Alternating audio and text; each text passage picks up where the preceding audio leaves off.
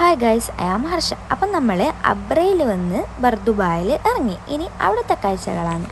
അവിടെ കുറേ open food സ്പോട്ടാണ് ഉണ്ടായിന്. നല്ല രസം ഉണ്ടായിന് കാണാൻ വേണ്ടിയിട്ട്. പിന്നെ ചൂടായതുകൊണ്ട് തന്നെ കൂളിംഗ് എഫക്റ്റിന് വേണ്ടിയിട്ട് ഇങ്ങനത്തെ സംഭവങ്ങളും ഉണ്ടായിന്. നമ്മളൊന്ന് കാപ്പി കുടിക്കാനുള്ള വെച്ചിട്ട് ഒരു കാപ്പി കുടിക്കാൻ പോയി.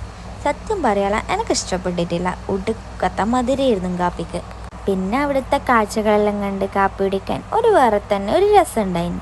പിന്നെ നമ്മൾ കാപ്പി കുടിച്ചിട്ട് അവിടെ നിന്ന് ഇറങ്ങി.